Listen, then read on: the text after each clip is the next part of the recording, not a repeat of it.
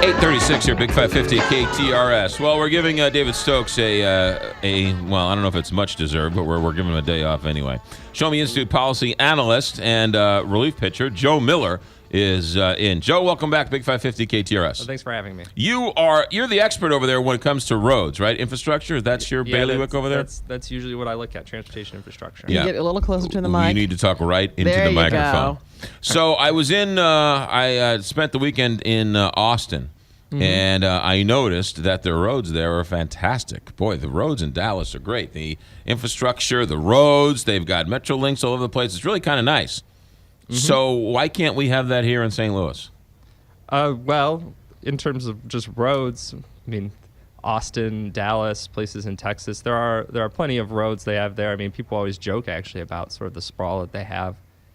St. Louis, of course, also has plenty of roads. Right. Some of them are not in the greatest condition right now. Texas has made great use of tolling. We could obviously look into that for improving some of the big projects. When you talk about things like public transportation and so forth, well, we do have the Metrolink. I don't think anyone will forget about that. I don't know. I mean, it depends. It's what does the city need is the more important question, more than what the optics of the situation well, are. What coming from the Show Me Institute, you being the transportation expert, what does the region need in terms of transportation going forward? Well, if you look at the traffic in St. Louis, it ranks actually very, very well against major cities in the United States and the world. I think in the bottom 10 for traffic index for cities even close to its size. Right. So when you see, I mean, this is probably one of the few major cities where rush hour is less than an hour on each end. That's because there's quite a bit of road to people. So unless you're on a few different roads, there's not heavy traffic. So even though it's 5:30 and you're trying to pick up the kids and drop off to this, and you're stuck in traffic, rest assured it's better than anywhere else in the country. You know what? That is actually something that should give St. Louisans a little bit of happiness, because if you were anywhere else, like if you talk about Chicago or even Austin or Dallas or Atlanta, Los Angeles, you can just count off these cities where traffic is horrendous. I'm not saying that that's something that can't be improved upon, but you have to realize that you're not going. It probably is not an economically advantageous thing to build a road system that can absolutely handle everybody at the most peak periods of the time. Right. If you want to do that, you really have to look into congestion pricing, which is something that some major cities have put in. So New York City they control the amount of people going on to Manhattan Island.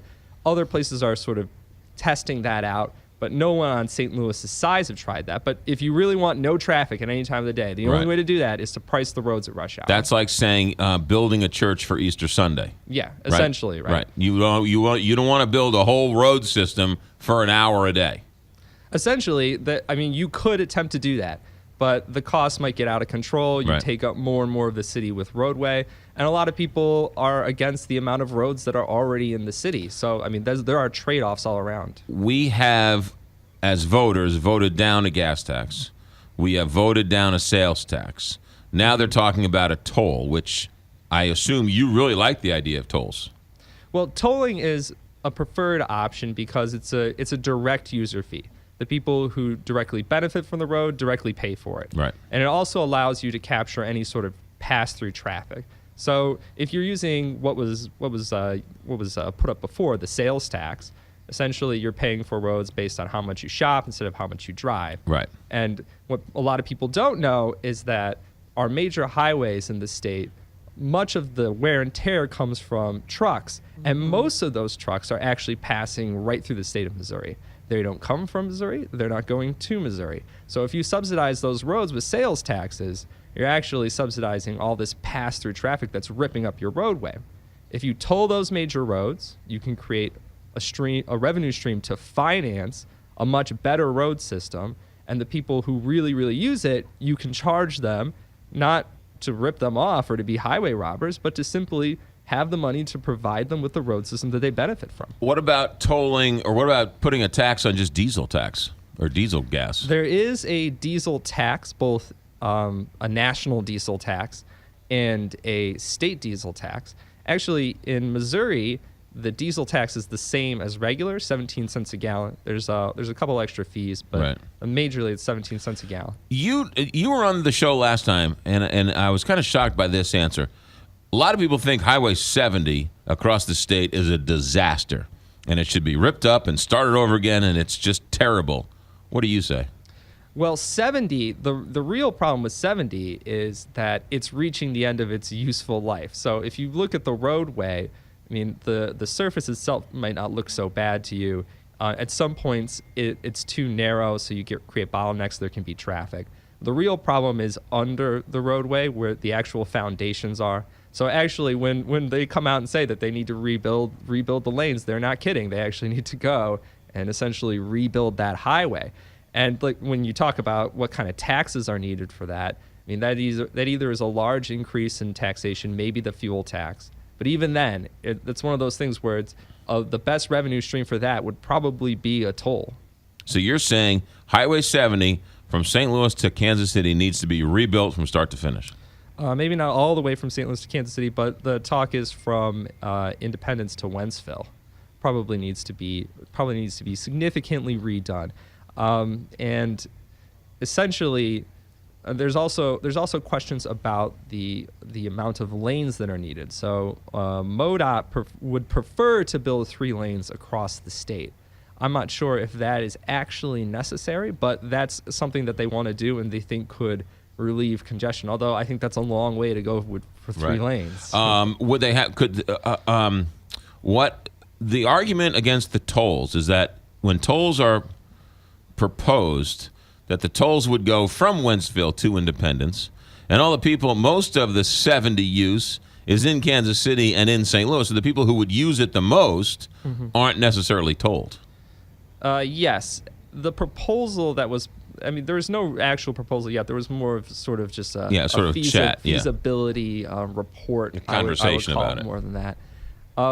I would say probably the idea of just tolling it from Wentzville to Independence is, I don't think it's wise. I actually think you probably should toll in Kansas City, in St. Louis, if you're going to be improving the roads in those areas. Because, I mean, in the future, those are going to need improved well. And if you can improve them now and create a revenue stream for maintaining them, that's probably a preferred thing to do.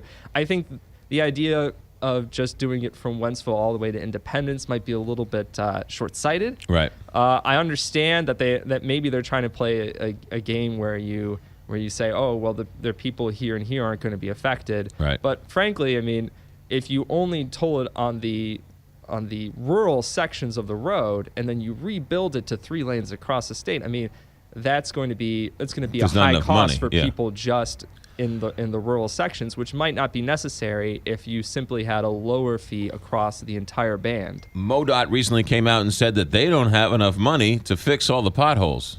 Is that accurate? Well, they are talking about the fact that they have a coming revenue shortfall, which is going to get worse over time. Right now, as we are speaking today, they do have enough money to maintain the road system as it is. By 2017, they're saying they're going to fall below that necessary level. And that's believable because of the way that they have sort of set up their funding schemes. So, I mean, not saying that's bad. Right. I mean, essentially, they have budgeted certain amounts, and they're going to start spending into sort of this reserve that they have. It's just an accounting thing. Right. But essentially, yes, they're going to come to a point where they're going to have less money than they need to maintain the road system, and it's coming quickly. Although I don't think that's today. And also, if you see a pothole on the street outside your house, remember, MoDOT is responsible for the state highway system, not the local roads. So when you're driving around St. Louis City and you get and you go over a big pothole or a big bump, right?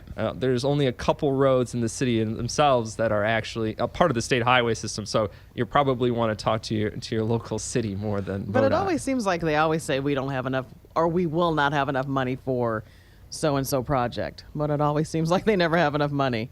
You know, it's one of those things where there is no, I don't know that there is an amount of money that will suddenly come to a government agency and then they'll say, oh, like, that's we've got enough. plenty. Right. Please, no more. I don't think they're going to Right. say when. I think eventually you as a state, people have to decide what amount is necessary. Well, how much is MoDOT going to get?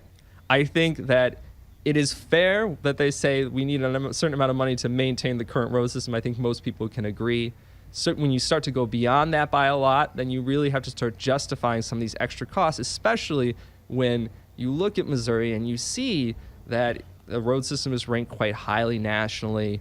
Kansas City and St. Louis, the two major metropolitan areas, are when I said St. Louis was in the bottom 10 for traffic index, Kansas City dead last, so lowest. So the best traffic in America is Kansas City. Best traffic for a major city. There's a great study by TomTom, which is that which is the sort of navigator device. And they didn't. I don't think they did every city. I think they had a cutoff at population. But of all the cities they did, and there were over 100 in the United States, and there were more internationally. Kansas City was at the bottom of North America, or at the top. At the top, I mean, you should say the top of the best in terms of how the traffic was. So you got to start asking. Not that there should be more traffic, but.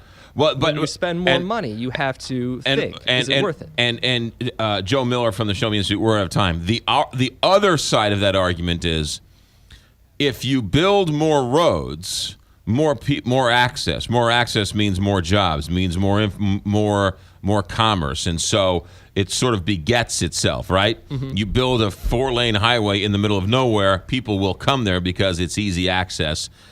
So it's sort of like, great, it's the best traffic in Kansas City, but it's a dying city and no one's moving there. So less and less people are going there. If there are more roads and easier access and things like that, it would be busier and therefore traffic would go up. Not necessarily. So you can't just. I understand, and I know, but it's my show, and we got to go. Joe, more on this later. Joe, when can we read you? When can we see you?